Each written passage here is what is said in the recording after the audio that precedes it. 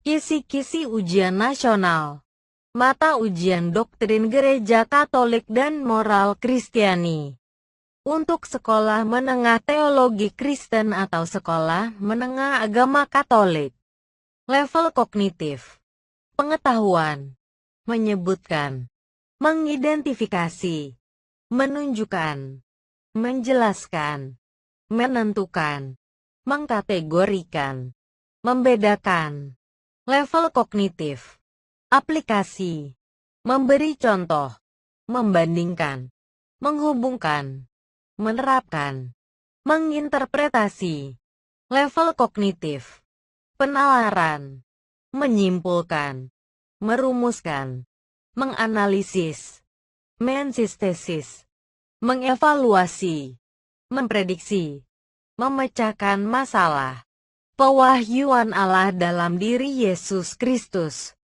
Peserta didik mampu memahami dan menjelaskan tentang pengertian wahyu dan tahap-tahap pewahyuan Allah. Hakikat hidup beriman. Sifat-sifat Allah. Hubungan Bapa, Putra, dan Roh Kudus. Tokoh-tokoh iman dalam kitab suci.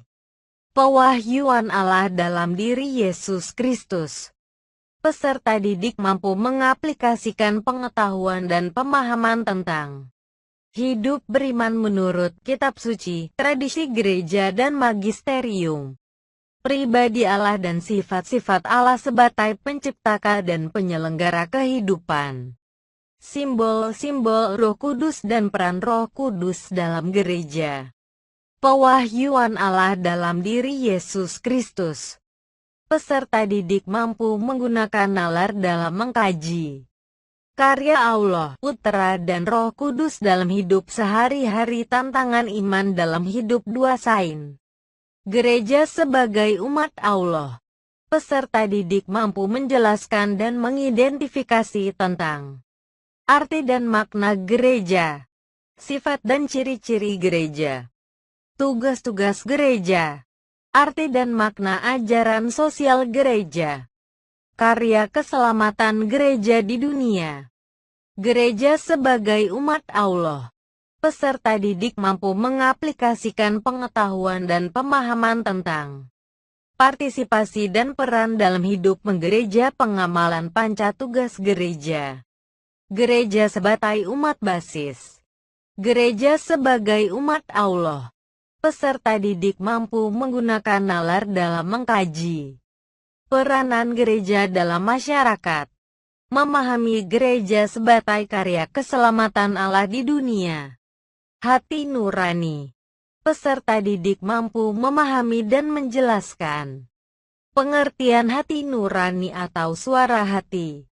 Cara membina hati nurani. Hati nurani bisa keliru. Hati nurani. Peserta didik mampu menerapkan dan menginterpretasikan tentang perbuatan baik dan tidak baik. Suara hati yang baik dan tidak baik. Pentingnya mendengarkan suara hati. Hati nurani. Peserta didik mampu menggunakan nalar dalam mengkaji tindakan-tindakan berdasarkan suara hati. Resiko dalam mengambil keputusan. Tanggung jawab dalam setiap keputusan yang diambil. Nilai dan norma moral Kristiani. Peserta didik mampu memahami dan menjelaskan pengertian moral Kristiani. Perilaku hidup berdasarkan moral Kristiani. Hukum cinta kasih, pengertian dosa. Makna pengampunan dosa bagi umat beriman. Nilai dan norma moral Kristiani. Peserta didik mampu menginterpretasikan dan menerapkan tentang pengamatan perilaku hidup orang beriman. Menghayati pribadi Yesus Kristus sebagai juru selamat manusia. Mengasihi Allah dan sesama. Nilai dan norma moral Kristiani. Peserta didik mampu menggunakan nalar dalam mengkaji. Allah adalah kasih. Hidup dalam amonges saling mengampuni.